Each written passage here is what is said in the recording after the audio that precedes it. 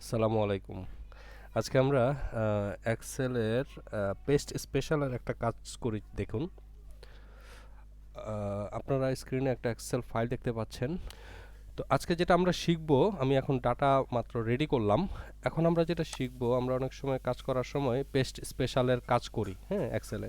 তো এর কাজটাই আমরা এখন একটু শিখে নিব আসলে কিভাবে এটার কাজটা হয় অ্যাকচুয়ালি। তো ধরুন এখানে আমার যেই ফরম্যাটটা আমি রেডি করেছি এই ডাটাটাই আমি অন্য কোনো শিটে নিতে চাই, হ্যাঁ। তো কিভাবে কি কাজগুলো হয় সেটা আমরা একটু দেখি। প্রথমেই আমরা কপি করলাম, কপি করে শিট 2 জেনারেট করলাম, এটা শিট 3। অলরাইট, এখন এখানে রাইট বাটন ক্লিক করে পেস্ট স্পেশাল, অলরাইট, এখানে ক্লিক করলাম। দেখেন একটা ডায়লগ বক্স আসছে। এখানে পেস্টের মধ্যে সর্বপ্রথম বাই ডিফল্ট সিলেক্টেড ভ্যালু আসছে অল। তো আমি অলই দিয়ে দিই প্রথমে। খেয়াল করে দেখুন এখানে ওই শিট 1 এর মধ্যে যত ডাটা ছিল শিট 3 তেও কিন্তু সেম, একবারে ফর্মুলা সহ সব কিছু ফরম্যাট টরম্যাট সব সহ চলে আসছে, হ্যাঁ, অ্যাকুরেট ডাটা সহ চলে আসছে, যেটা আমাদের এক্সপেক্টেড ছিল। ওকে, আচ্ছা, এবার আসি শিট 4 এ। দেখেন এখনও কিন্তু কপি অবস্থাতেই আছে, আমি ভিন্ন ভিন্ন জায়গায় দেখাচ্ছি কোনটার কি কাজ। এবার যদি আমি আবার পেস্ট স্পেশালে যাই, ধরেন এখানে আমি যে প্রথম যে শিটের ভিতরে কাজ করেছিলাম এখান থেকে শুধু আমি ফর্মুলাটা ইউজ করতে চাচ্ছি, অন্য কিছু চাচ্ছি না। সেক্ষেত্রে দেখুন কি দাঁড়ায়, এখানে আমরা ফর্মুলা সিলেক্ট করলাম, দেন হচ্ছে ওকেতে ক্লিক করলাম। দেখেন এখানে আমার ডাটা চলে আসছে এবং ফর্মুলা চলে আসছে। এখন এখানে কিন্তু ফরম্যাটিংটা আর আসেনি। তো এখন যদি আমি এখানে পেনের জায়গায় অন্য কিছু একটা লিখি, তখন কিন্তু তার ইয়াটা চেঞ্জ হয়ে যাবে, মানে আমি কিন্তু তার ফর্মুলাটাই আমি ব্যবহার করতে পারবো। ফর এক্সাম্পল এখানে আমি দিলাম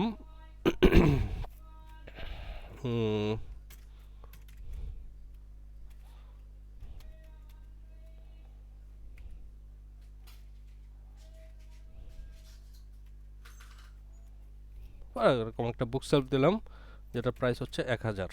দেখেন আমি কিন্তু সেম ফর্মুলাতে কাজ করতে পারছি, শুধুমাত্র আইটেমটাকে চেঞ্জ করে দিয়ে। এখানে ডেটটা অবশ্য চেঞ্জ হয়ে গিয়েছে, কারণ ডেটটা আমার টেক্সট মোডে চলে আসছে এখানে। এখান থেকে আমি যদি জাস্ট ডেট টাইমটা এনশিওর করে দিই শর্ট ডেট, তাহলে কিন্তু হয়ে যাবে এই। অলরাইট, তো এটা হচ্ছে ফর্মুলার কাজ। এখন আবার কপি করি, কপি করে দেখুন এখানে সাপোজ আবার রাইট বাটন ক্লিক করে পেস্ট স্পেশালসে যাই। যাওয়ার পরে এখানে যদি ভ্যালুজে ক্লিক করি তাহলে কি দেখাবে, শুধুমাত্র এখানকার ভ্যালুগুলো আসবে, কোনো ফর্মুলা এখানে আসবে না। দেখেন এখানে কিন্তু কোনো ফর্মুলা নেই। ওকে, এখন আবার আরেকটা এক্সাম্পলে যাই। ধরেন এখানে আমি রাইট বাটন ক্লিক করে আবার পেস্ট স্পেশাল। এখন শুধুমাত্র আমার ফরম্যাটটা দরকার, অর্থাৎ আমি যে কালার করেছি ডিজাইন করেছি সেটা দরকার, কোনো ডাটার দরকার নেই। জাস্ট ওইটা সিলেক্ট করে দিলে আমার সেই ফরম্যাটটা এখানে অ্যাপ্লাই হয়ে যাবে। অলরাইট, ওকে।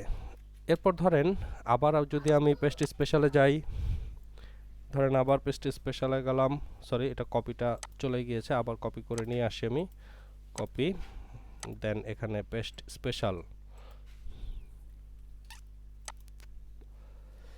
আচ্ছা, এখানে ফরম্যাট, এরপরে কমেন্ট। কমেন্টটা বেশি একটা কাজে লাগে না, মানে ওখানে যদি কোনো কমেন্ট করে রাখতাম, এখানে কমেন্টে ক্লিক করে ওকে দিলে সেখানে শুধুমাত্র কমেন্টগুলো এখানে ভিজিবল হতো।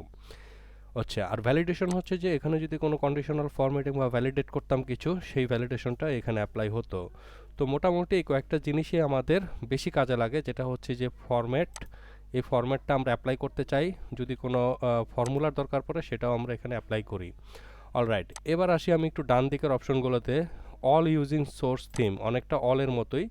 আর এখানে অল অ্যাকসেপ্ট বর্ডার্স, হ্যাঁ, এখানে শুধুমাত্র বর্ডারটা ছাড়া সব কিছু ডাটা আসবে। ফর এক্সাম্পল এটা সিলেক্ট করে যদি আমি ওকে প্রেস করি, দেখেন সব ডাটাই আসছে, ফর্মুলা টর্মুলা সবই আসছে, ডিজাইন টিজাইন সবই আসছে, বাট আমার বর্ডারটা আসেনি শুধু। তো আমি বর্ডারটা আমি আমার মতো করে অন্য ডিজাইনে করে ফেলতে পারবো এখানে।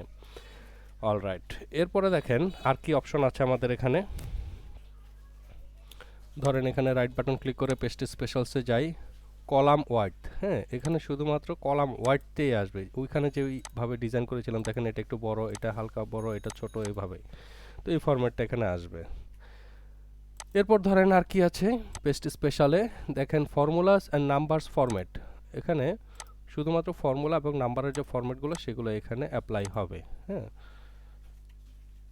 এরপরে সবচেয়ে মজার যে বিষয়টা দেখুন, এখানে আমি যদি যাই, এই যে এখানে কিছু আইকন দেওয়া আছে বাই ডিফল্ট, এই লিঙ্কের মধ্যে যদি আমি পেস্ট লিঙ্ক এখানে যদি আমি প্রেস করি তাহলে দেখুন কি ঘটনা ঘটে। এখন ধরুন এখানে আমি কোনো ডাটা যদি চেঞ্জ করি, ফর এক্সাম্পল এখানে কোয়ান্টিটি 10 দিলাম, তাহলে আমার প্রাইস কত আসলো 100 টাকা।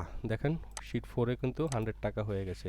অনেকটা মিররিংয়ের মতন কাজ করবে এটা আর কি। এখানে যে জিনিসটা আমি চেঞ্জ করব, হ্যাঁ, সেখানেও এটা অ্যাপ্লাই হয়ে যাবে। ফর এক্সাম্পল ইঙ্কের প্রাইস 300 টাকা হয়ে গিয়েছে, তো দেখুন শিট 4-এও 300 হয়ে গিয়েছে। ঠিক আছে, তো এভাবে কিন্তু আপনারা পেস্ট স্পেশালের কাজগুলোকে করতে পারেন। তো মোটামুটি এইটুকুই ছিল। আর ট্রান্সপোজের যে ব্যাপারটা একটু বলে দিই, এখানে যেমন সিরিয়ালি আমি ধরে রেখেছি, কলাম আকারে আমার ইয়াগুলো আছে, হেডিংটা আছে, কপি করলাম, নতুন পেস্টে ইয়াতে যাই, শিটে যাই, রাইট বাটন ক্লিক করে পেস্ট স্পেশালসে ক্লিক করে ট্রান্সপোজে ক্লিক করলে কি হবে খেয়াল করুন। দেখেন হেডিংটা ছিল উপরে, এটা এখন রোতে চলে আসছে। কলাম আকার থেকে রোতে কোনো ডাটা চেঞ্জ করার জন্য ট্রান্সপোজ ইউজ করতে পারি আমরা। দেখেন সিরিয়ালটা বাম দিকে চলে আসছে রো আকারে, এইভাবে রো আকারে চলে আসছে সব।